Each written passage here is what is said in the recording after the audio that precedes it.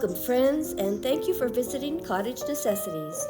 This buffet has been waiting for me to refinish it for 2 years. Having painted the entire piece white to prime it for its next life, I was taking my time and letting the weather guide me. I ended up keeping it covered on the patio through the winter months, and it did sustain some damage. Warped veneer. I wanted to take my time with it and let it speak to me as I painted it. A beautiful cake batter from DIY, Annie Sloan's Scandinavian pink, and cottage white, which was called sheepskin.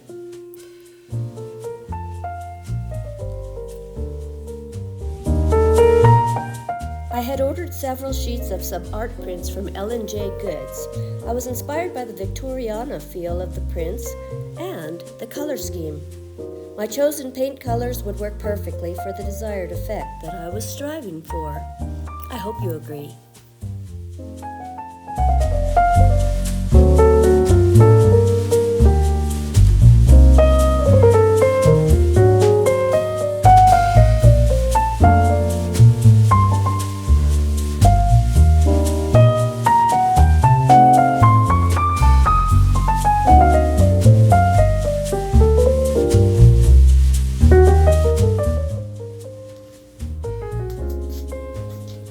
Off to a pretty good start. There was still much more to do. This was only a beginning.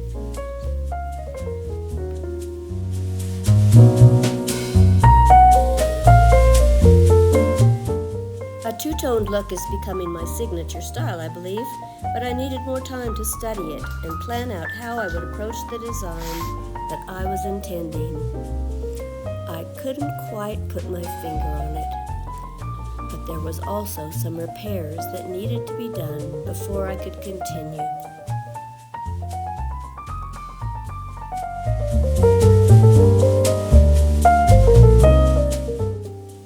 The winter had taken its toll and the paint started chipping, so I set about repairing the damage.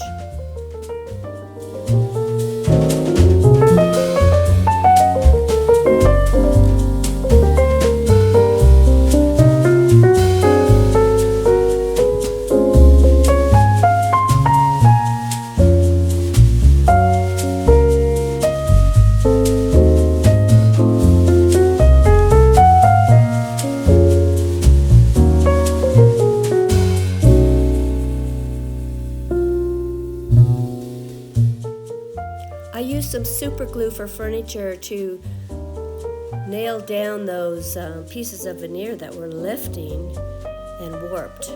And then I went over that with Bondo after pressing it down with a piece of board that it would fit perfectly over the space, and I clamped it down until it completely flattened everything so that I could continue with a little Bondo to seal it all in.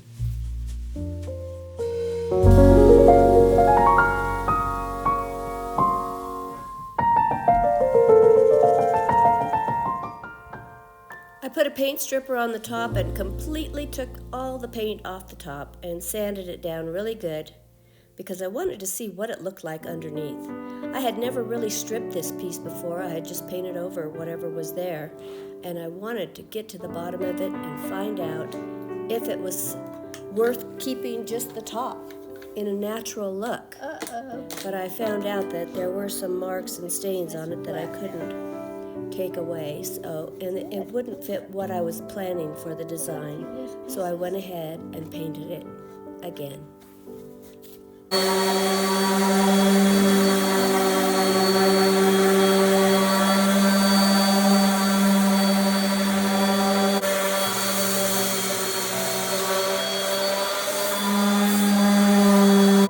Here's a nice close-up of the prints that I've gotten my inspiration from for the design. I plan to cut these apart, keeping with the color scheme suggested by the prints themselves. Do you see the Victoriana feel in these prints and how well they're going to look on this buffet that's probably circa 1930s, 40s, something like that?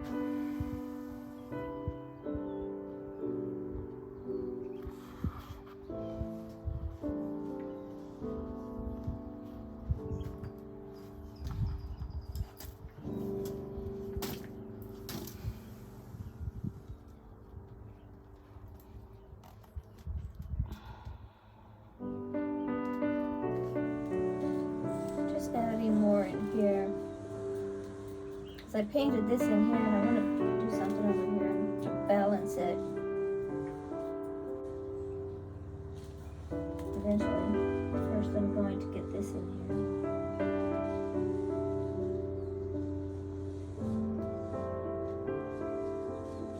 I may not need it.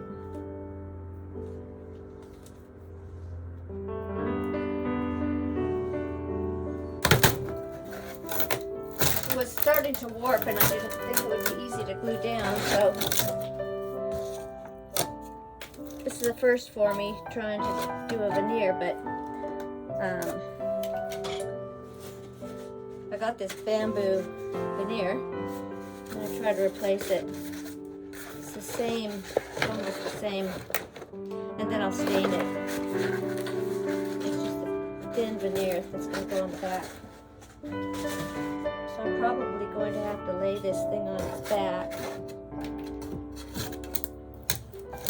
Not sure if I can get it all off, but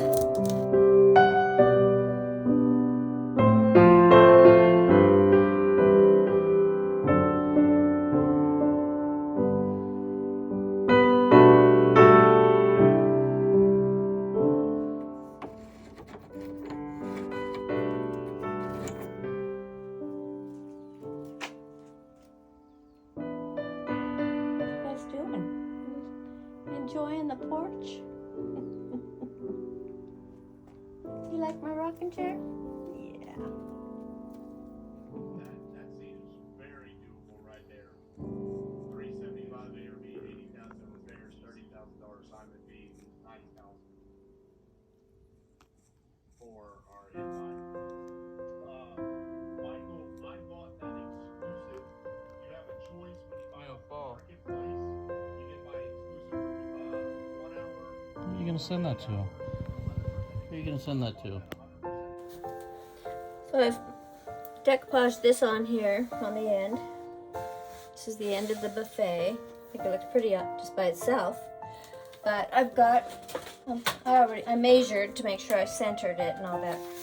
But I ordered these. These are wonderful to have if you're doing decoupage projects and you need to fill in areas and things. So I'm using these two colors. I did start with a lighter color.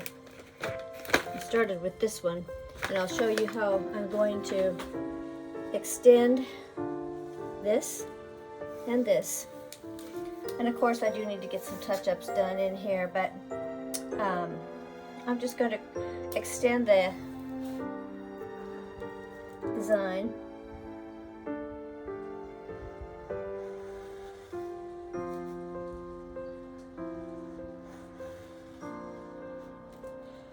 Something like that on both sides.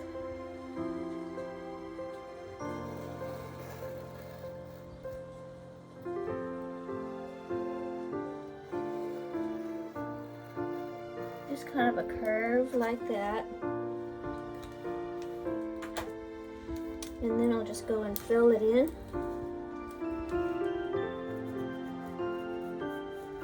And I'm going over some of that to make it go.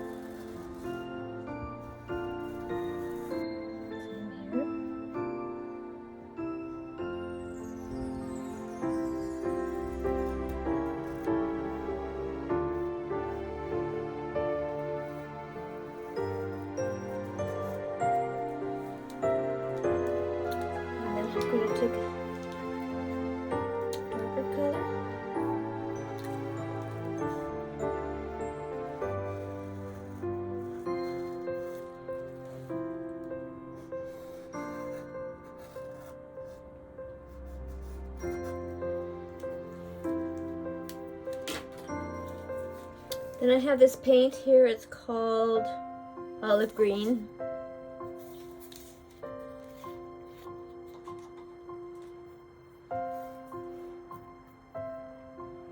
It's a little thin brush.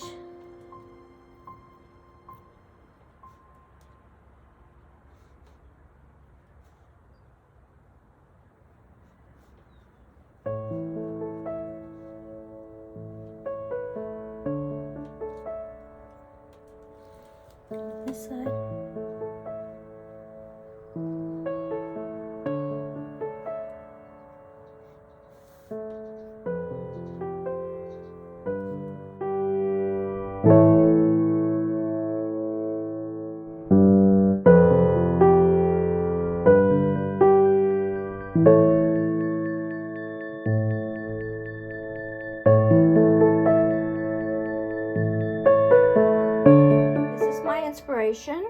for my marble top. I just think it's absolutely stunning. And there's a further away.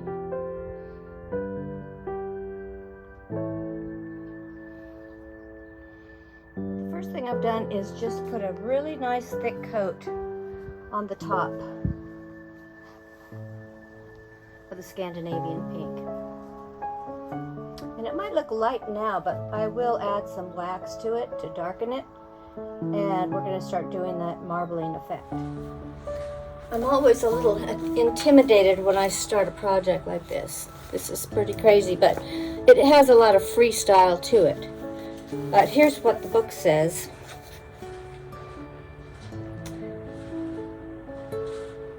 The square table in the center of the room are modern in interpretations of 18th century faux marbre.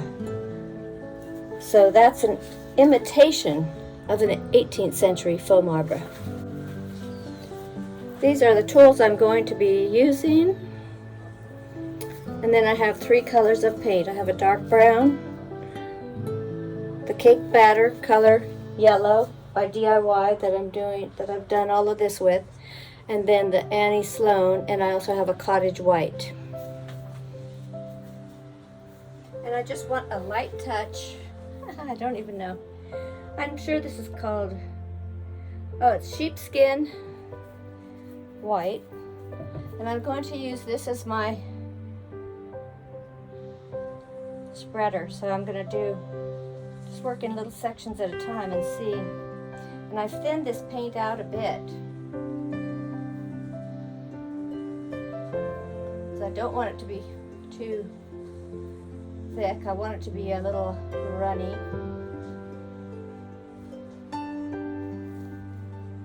Off the edge.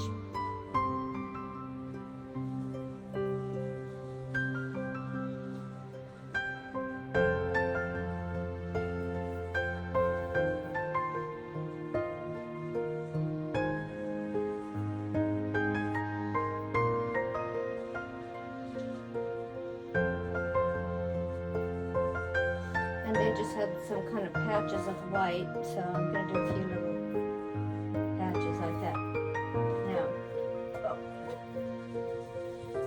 Okay, if I drop that.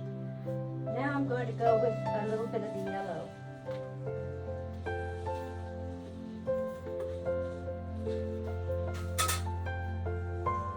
And for the yellow, I'm going to come in with this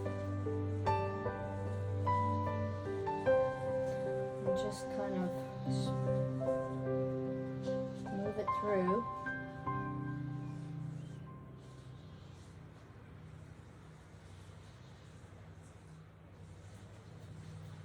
Of course, with paint, you know, if I make a really big mess with this and I don't like it, I can always sand it off.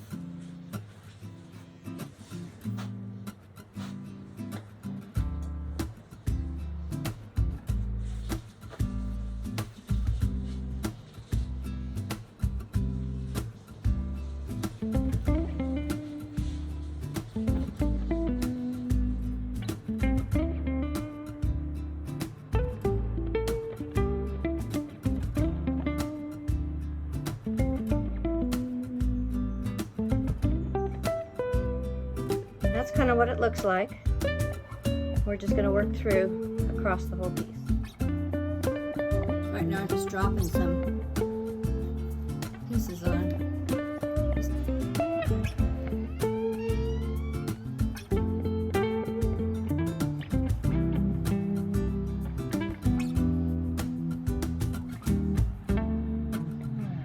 In there. Each bit.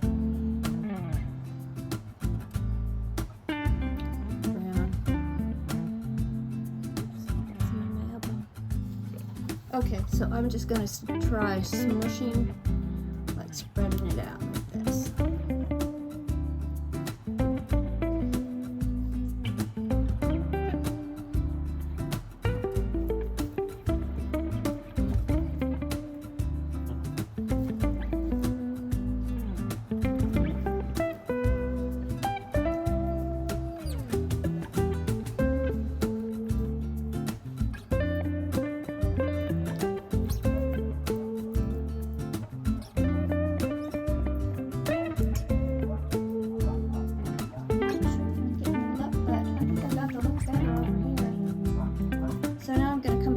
some more color